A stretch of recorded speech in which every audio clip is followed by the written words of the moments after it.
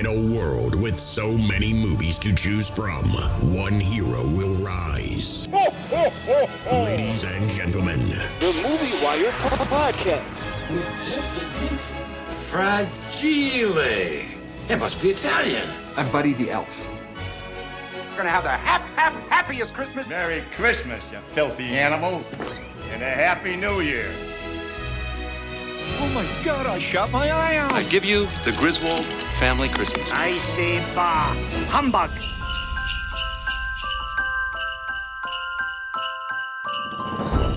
Happy holidays and Merry Christmas, and welcome to this special edition of The Movie Wire. I'm your host, Justin Henson, and welcome to the show. I only felt it right with so many movies coming out this next week to include a special Christmas episode, and also take this opportunity to thank all of you that listen to the show.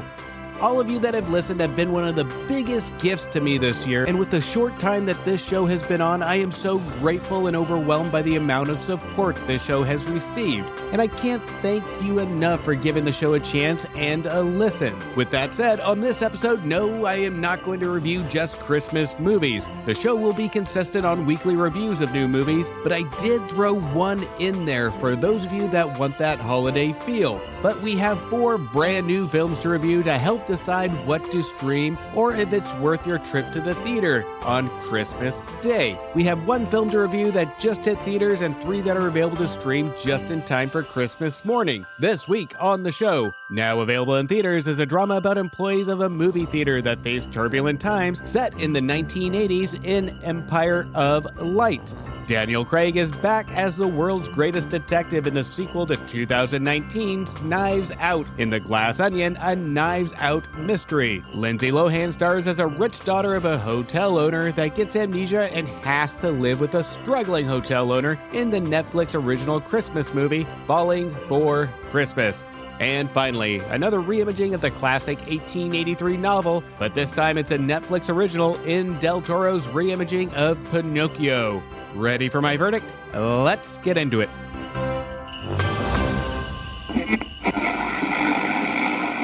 Out of the windows, what? A roar and a bursting of flame. The Movie Wire Podcast With Justin You need people like me. The podcast for hot and trending movies. The Wire. and here we go. In the days leading up to Christmas, a young and newly engaged Harris experiences a skiing accident. After being diagnosed with amnesia, she finds herself in the care of the handsome lodge owner and his young daughter in the Netflix original Christmas movie, Falling for Christmas. When people look at me, all they see is the spoiled daughter of the hotel magnate. I'm coming in hot. I just want people to remember me for more than my last name. My lady. Where exactly are we going? Sierra Belmont, the last year with you has been truly magical. Will you marry me? Oh, Dad! Oh, Dad! I've got you! Whoa, whoa, whoa. Is it a dead body? Sheriff, could you please tell her to let me out of here? First, we need to figure out who you are. What do you mean, who I am? My name is... So what are we supposed to do with her? I have a place. Does it have room service? Jingle bell, jingle rock. Where am I? Alrighty, you went through the lost and found? Are these used? Probably, but sometimes guests leave things here by accident, so. Not sure this was left here by accident. The doctor did say that if I did normal things, my memory might come back. Doctor's orders. Have you ever actually made a bed, dear? I don't think so. It's been almost 2 days. What, no one's found me yet? Like unclaimed luggage. They're probably out looking for you right now. Find my daughter. You like her, don't you? Well, yeah, I think you should tell her. Wow. Look. beautiful. Sometimes you can't rush things. I just need to find my own way. Sierra! Yeah!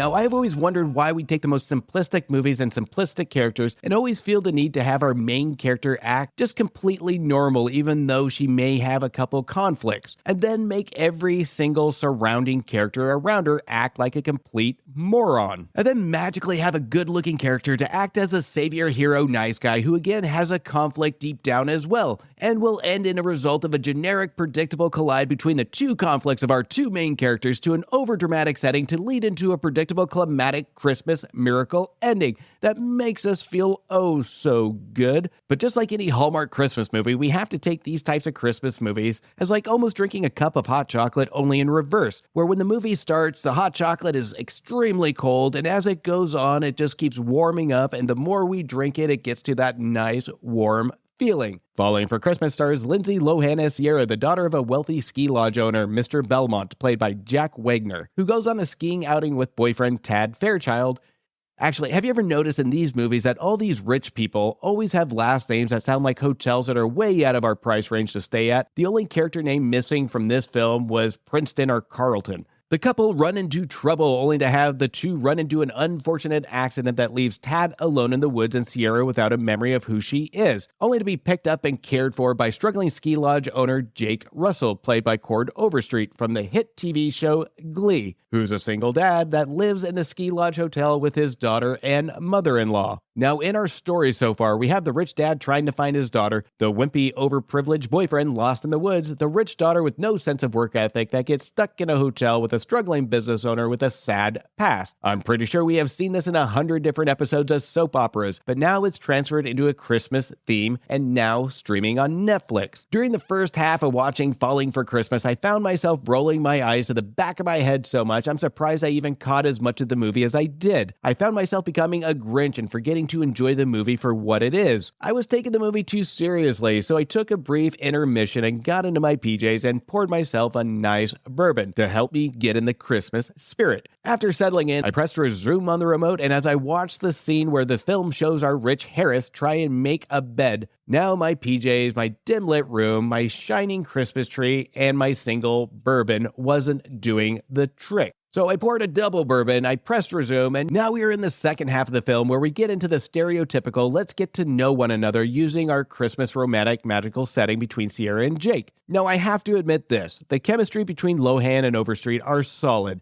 and the two on screen after getting into the second half seem to find their comfort zone. And you can tell the chemistry is there because the writing does nothing to support the performances. The two seem to have a chemistry that of old friends reunited. Falling for Christmas was written by Ron Oliver from Beethoven's Treasure Tale, Prom Night 3, and a ton of Christmas TV movies, and Jeff Bonnet, whose only other writing credit is the TV movie from 2015, Love by the Book. The dialogue is that what you would literally see from a soap opera mixed with a Hallmark movie, and we add director Janine Damian, whose almost complete resume is that of Christmas movies. So the movie is caked with all these filmmakers that celebrate Christmas, it seems like 24/7, 365 days out of the year. And with all this combined, we get the feel of a generic Christmas made-for-TV movie, and given the talent from the writers and the director, Netflix had a plan for what they actually wanted. A cheesy, low-budget rom-com Christmas movie that will give you cringe moments for the entire runtime, but will hit you in the gut of emotion during its climax. Or maybe that was the bourbon talking that helped, I don't know. But I have to admit the second half of the movie, when it got rid of its character cliches and you understand what it was trying to do and you just appreciate for what it is, which is to give you a nice fuzzy feeling at the end of the movie, put you kind of in a holiday spirit. It was a decent watch around Christmas time, but in no way will I ever want to watch it again. The characters are generic, stereotypical, even though the cast is extremely likable, they're extremely dumb. The plot is a Christmas soap opera, but by the end of the film, it does give you a nice Christmas miracle feel. There is so much to tear apart from this movie of just horrible elements, but what I will give it credit for is that it self-identifies. It doesn't try and take itself too seriously for what it is. This leads to the movie's main savior, which is the intoxicating chemistry that is the only reason we get an emotional response at the climax. This is one of those one-and-done Christmas watches after a few drinks, no more, no less. I'm giving Falling for Christmas 1.5 stars.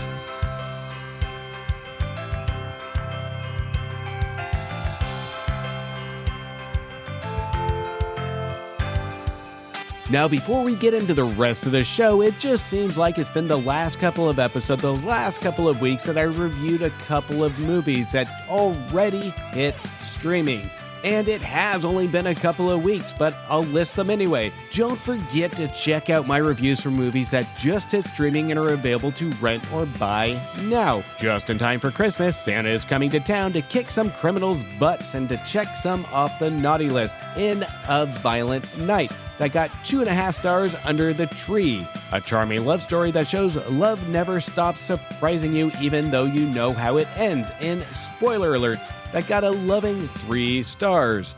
A unique coming-of-age story that is beautiful as you can get when it comes to a cannibalistic couple that falls in love in Bones and All that received 3 stars. One of my favorite films of the year, one that I predict will come out with the most Oscar nominations, is The Banshee of Inisherin, which received an absolutely perfect 4 stars. And finally, Cate Blanchett gives a powerhouse of a performance as she plays a composer and maestro that has shadows fall upon her life in Char, which conducted its way to 3.5 stars. You can find those reviews on my previous episodes, and just a reminder, if you haven't yet, make sure you hit follow or subscribe and leave me a review on Apple Podcasts. And make sure you follow me on Instagram, Twitter, and Letterboxd at Movie Wire Show.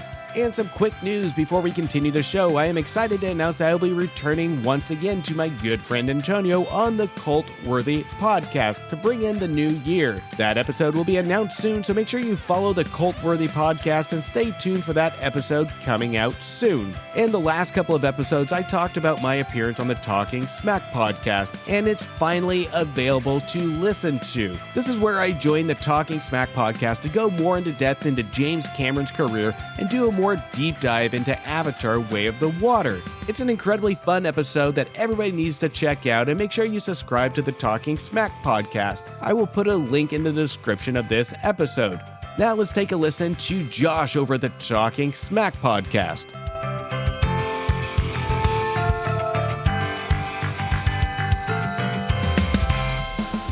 Do you love comics, movies, video games, and more? We do too. Join me, Josh Scar, and my cast of colorful co-hosts on Talking Smack.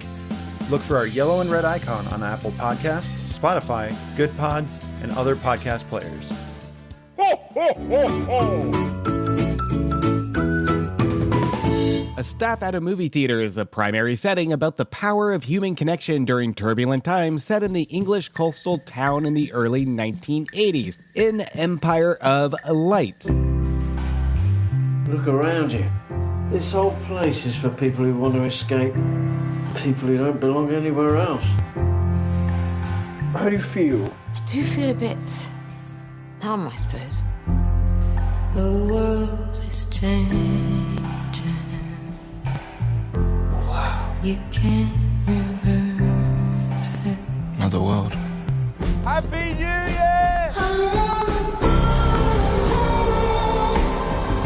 You can't just give up. Don't let them tell you what you can or can't do.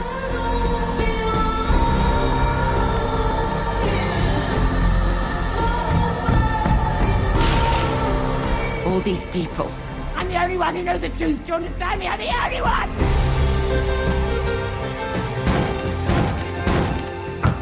Hillary, please open the door.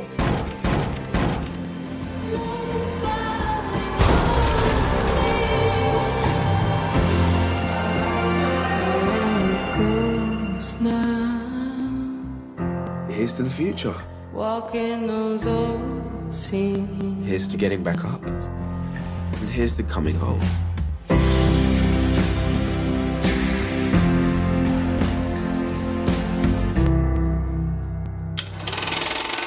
From writer-director Sam Mendes, known for some memorable character-driven films such as Road to Perdition, Jarhead, American Beauty, Revolutionary Road, and more recently, 1917, and also 2 James Bond films, Spectre and Skyfall. This was a different voyage for Sam Mendes. His only writing credit was 2019's war epic 1917, and this is his first go-around as a character-driven story. The film stars Olivia Colman as Hillary, a duty manager for a theater that's set right on the waterfront, who, with general manager Donald Ellis, played by Colin Firth, and projectionist Toby Jones, run a theater in the 80s. When a new employee, Stefan, comes into the theater, played by Michael Ward, he comes into the theater almost as a symbol and breathes a new subtle life and hope into some of the staff. Now the setting is there, the characters are likable, but as we see Mendes stretch his writing legs in this film, we see a lack of depth into his characters and tends to play it too safe. Mendes attempts to cover mental illness, racism, workplace sexual harassment, infidelity, and of course attempts to tie it in with his setting of a movie theater and the symbolism of the magic of film. There's a lot to cover with the limited cast, but doable with the talent involved as long as the material is there to support it. And this is where we see a lot of holes, where after each scene, we have the feeling that something is missing, but we also think maybe this is Mendes' way to grow his characters in the final half of the movie to prove a point. But the problem is that moment never comes. The payoff isn't there. And what the audience is left with is a film that sits with us as empty fluff with no idea where it wants to go. And again, this is due in part that it plays it too safe. Our characters are put in certain situations to ensure the message is delivered, but the messaging is never clear because the film tries to cover too many topics that the message gets lost in translation. And it's not even clear if it has a message to deliver. The film trips all over itself and it gets lost in the amount of characters we see,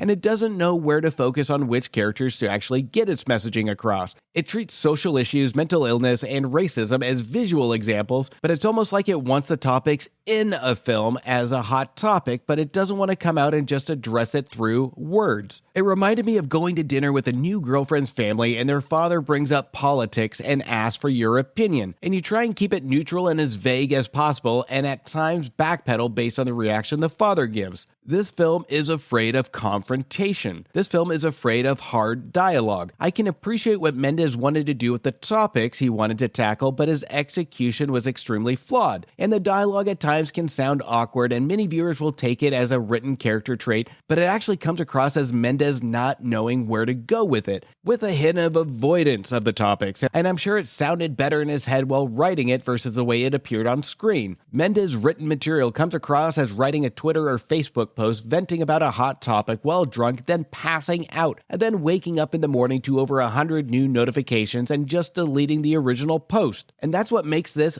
film a little frustrating, because Olivia Colman as Hillary does a fantastic job, and her performance and understanding of the character is engulfing, but the dialogue never takes it far enough to truly understand her. And that's the hot topic here. There's a lack of understanding of where the characters want to go, or what they're trying to portray. They just hint around topics and feed us hints of her struggle with mental illness, and is treated as insulting to the character as the characters pop in and give us hints of her struggle with mental issues. If it wasn't for her interpretation on her performance of the material and the mystery surrounding her, this would have been a real struggle of a film to endure the entire runtime. We also explore scenes where we have our general manager Donald Ellis, played by Colin Firth, who is married and uses Hillary for sexual pleasure at his leisure in his office. And learning later about Hillary's mental issues makes his actions much more disgusting.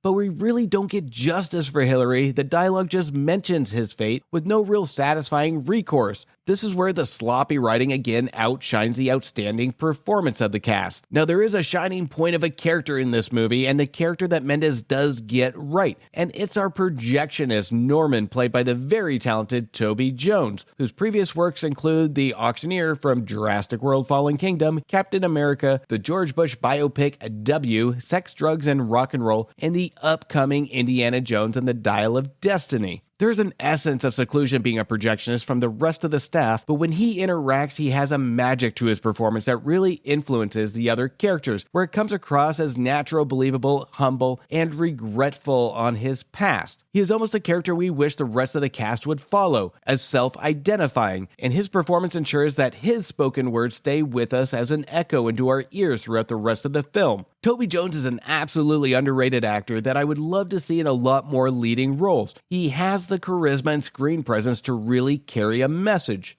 His performances remind me of an early Bryan Cranston. Empire Light holistically comes across as a quick Oscar grab with a foundation of characters, but really no substance to really truly execute. Now, we have the setting to really relay the message. That is there. The cast is spot on. The performances are in top form, but the material does not utilize the cast and setting to its full potential to really execute the messaging. It's overconfident for what it is in the topics it attempts to cover, but cowers in the corner when it's time to really address it. Empire Light is saved by our fantastic cast that whose likability on screen keeps us engaged even though the material doesn't give them anything interesting to say, with the exception of Toby Jones. Empire Light is a pure definition of all bark and no bite. I'm giving Empire Light 2 stars.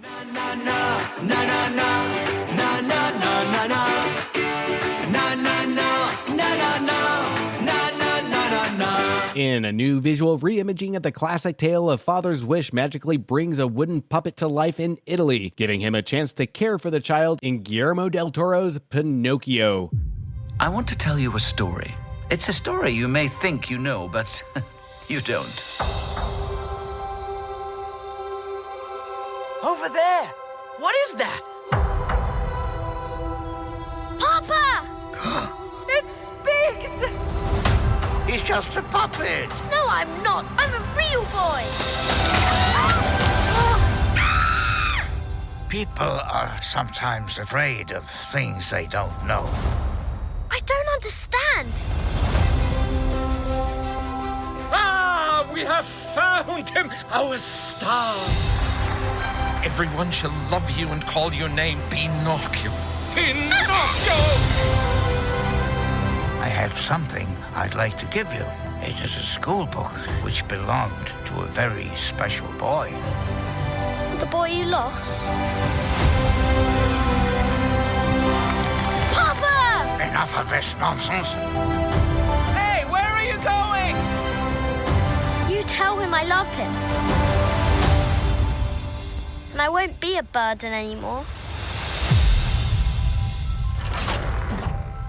Hello? The wooden boy with the borrowed soul. While you may have eternal life, your loved ones, they do not. You never know how long you have with someone until they're gone. The boy loves you for who you are. Guide him to be good. Stop that! Don't hurt him anymore. You may have no strength, but I control you. Please bring him back to me. Papa! Pinocchio!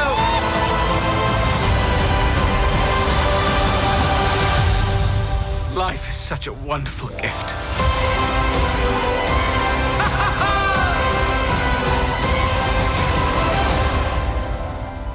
Now available on Netflix comes another adaptation of the 1883 classic novel. Now, most of us are familiar with the Disney 1940 version of Pinocchio, which was Disney's second animated feature. And this is the version most of us are comfortable with. This is the one that we relate to. There have been countless adaptations, from the 1911 Italian silent film to animated adaptations to live action to now Guillermo Del Toro's stop-motion adaptation that pushes through the cutesy visuals and boundaries to bring us a raw, unconventional storytelling experience. Now, those of you that have read the original novel, the original source material can come across very dark, and this is one that focuses on the true darkness of the world we live in. The original novel takes place in the mid to late 1800s, and the setting is a time of trouble and sorrow, and Del Toro keeps this tradition but keeping with the times of darkness during World War I. Now, Del Toro is responsible for Mimic Blade 2, Hellboy 1 and 2, Pacific Rim, Crimson Peak, and the Oscar-nominated films The Shape of Water and Pan's Labyrinth. Del Toro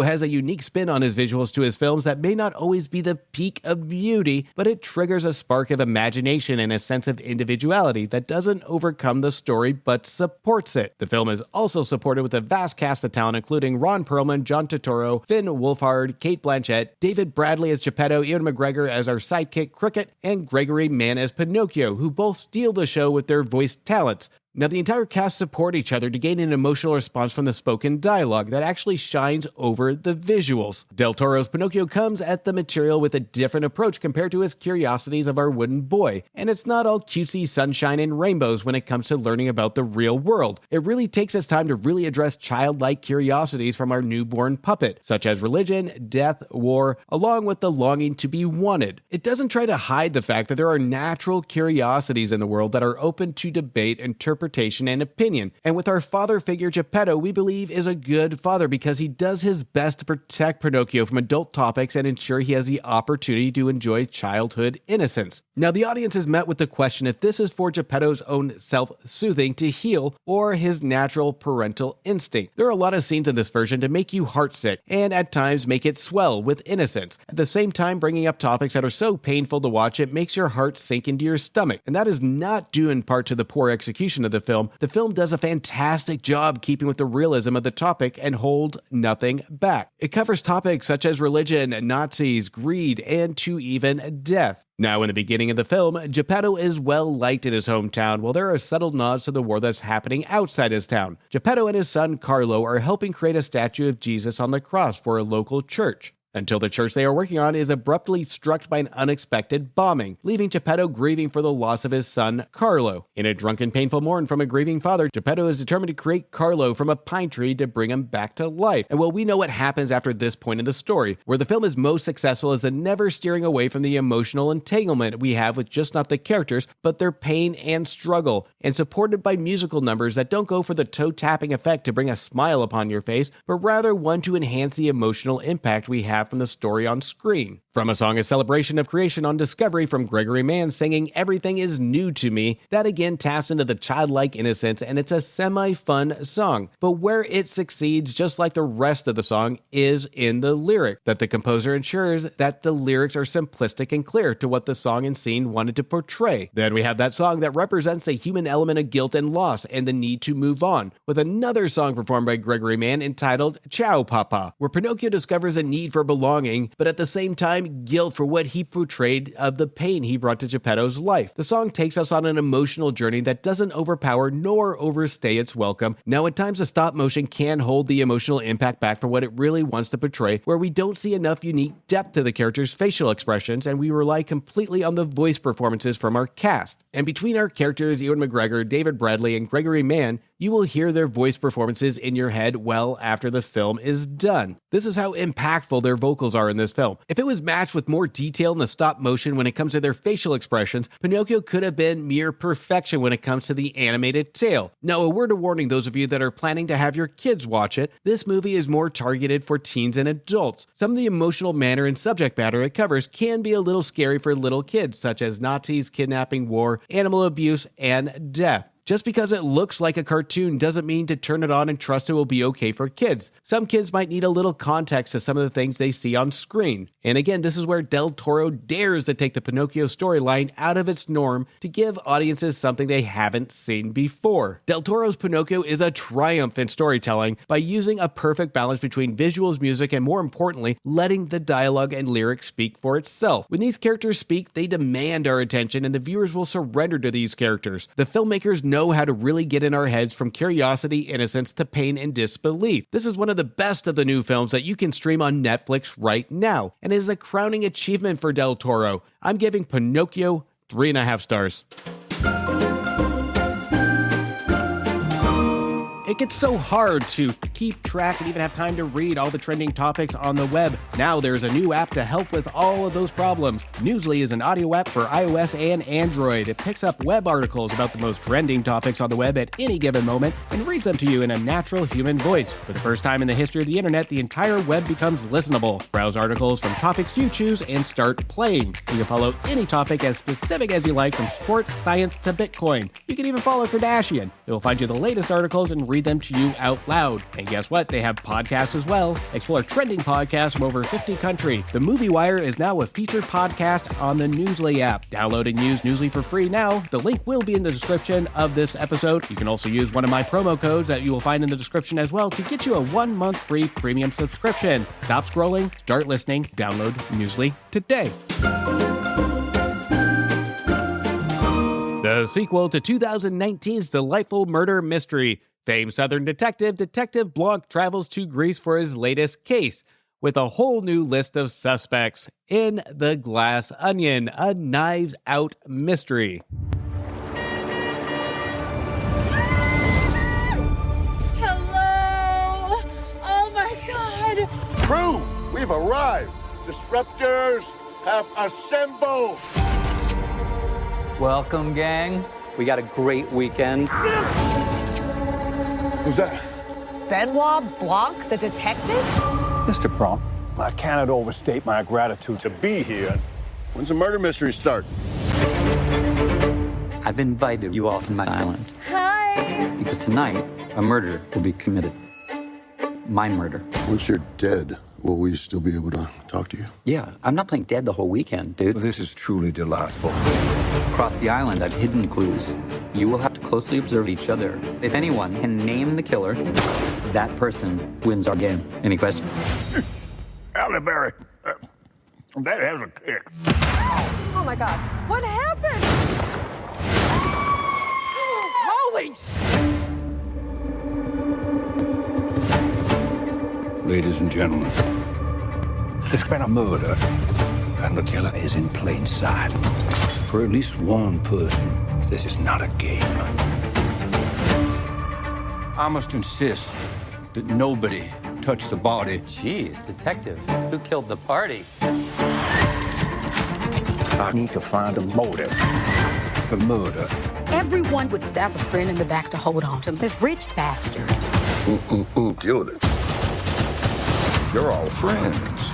Why would anyone commit murder? Are we even going to talk about the elephant in the room? Am I the elephant? Yeah, you're the elephant. You're not that bad. Think of the danger here. Are you calling me dangerous? Well, we'll see.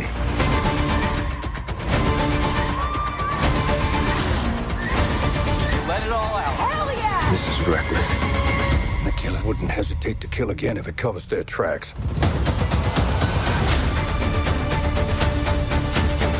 You must be really great at clue hunting. I'm very bad at dumb things. Ticking boxes, running around, searching all the rooms. It's just a terrible, terrible game.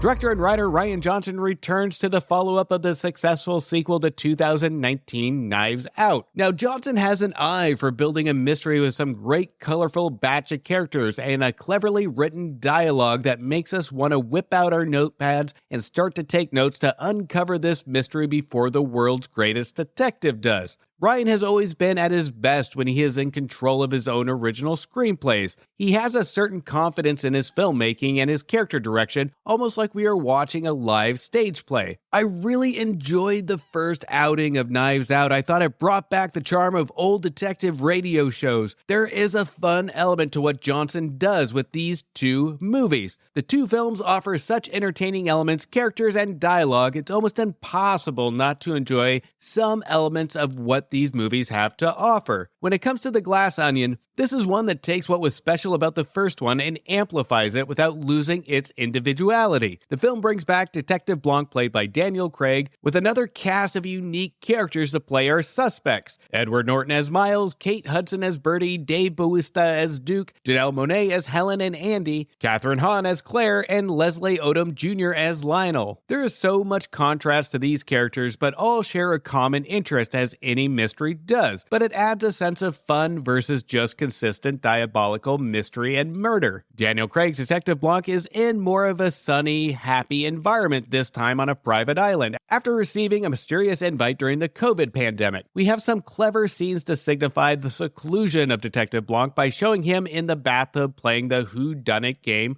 Among Us, in which he loses and the party he is playing with questions jokingly if he is in fact the world's greatest detective. But we look at the scene with our detective and gives the audience a hint to Blanc's methods. Isn't just looking at the clues, but the human element of body language and actions and words. You can't just get that by playing a video game with characters that all look the same. Blanc makes his dislike of the game very clear in this scene, and it sets up the movie with something fresh and new, with the expectation that we're not going to see another sequel that just matches the tone and humor of the original. After receiving the package, Blanc accepts a request to go to this murder mystery party thrown by billionaire Miles. There is a lot more to this portion of the plot, but for non-spoiler purposes, I'm just going to leave it right there. But Blanc seems to be almost completely different character than what we are used to from the first film, as if Johnson wanted to paint the picture of what happens to the world's greatest detective when he is trapped in seclusion seclusion from the COVID pandemic. And when he is allowed out of seclusion to this murder mystery party, the movie plays him as he's taken his detective hat off to play with the commoners of this murder mystery vacation, if you will. And it makes the audience start to unravel the truth of whether this is a murder mystery or is it real, and in any case scenario, who is the culprit. Blanc's character is written much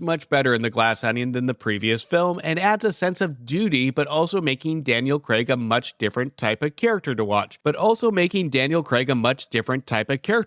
Than what we have seen from him in other films, which is just fun. Now, the film strictly is a character-driven mystery and relies on things said and very subtle things to look out for, where the reveal can seem a little underwhelming compared to the first, but easier for the audience to figure out. This murder mystery doesn't really go for the challenging the audience, even though it thinks it will. Me, myself, loving the first film, I had my notepad out ready to take notes and attempted to solve it before the climax. I ended up getting the who, what, why, and when, but I missed the how. But I thought to myself, there is no way it's that easy. But it was. The only addition was this time around, instead of making it completely complex, it gave us more of a revenge theme. That even though the mystery was underwhelming, the payoff was successful and satisfying. The film also uses clever camera shots and angles to almost give a nod to the video game Among Us that Blanc was playing before. Anytime something happens, it's almost like somebody hit the emergency meeting button in the game and they all gather. The title The Glass Onion is a great title for this film that gives us a metaphor for not just a mystery, but to us in society and our social groups. To those looking into suspicion or speculated situations from the outside, we have to peel each layer of the onion back, and the more we peel back, the stinkier it gets. But when you're in the inner circle of a social group, the onion is clear and you're just peeling one clear layer after another that everybody already smells and sees. The film in its subtleties represents the power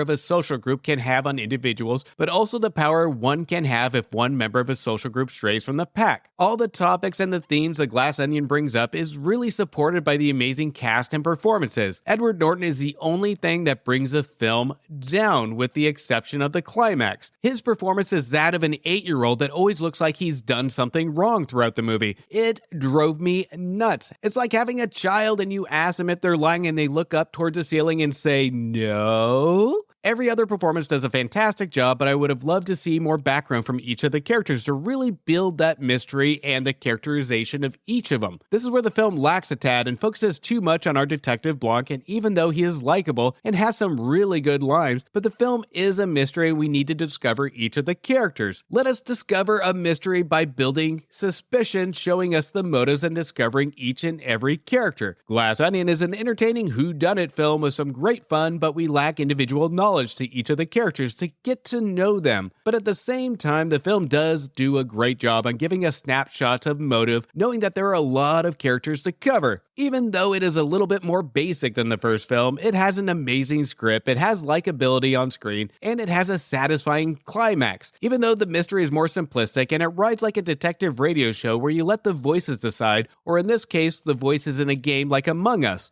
I'm giving Glass Onion 3 stars. Merry Christmas from the Movie Wire. And that's a cut on this week's edition of The Movie Wire. I just want to wish everybody out there a very Merry Christmas and an oh-so-happy holiday. And again, I want to thank you for listening and thank you for your support. And if you want to give The Movie Wire a gift this year, you can show some support by following me on Instagram, Twitter, and Letterboxd at Movie Wire Show. And you can also leave me a review on Apple Podcasts. Until next week, do me a favor and make sure you stay for after the credits of a film to show your support for those that put their blood, sweat, and tears into making a feature film. And make sure you support your local movie theaters. A verdict has been made on this episode of The Movie Wire by your host, Justin Henson. He thanks you for listening to the show. You can follow Justin on Instagram and Twitter at MovieWireShow or visit his website, www.themoviewire.com.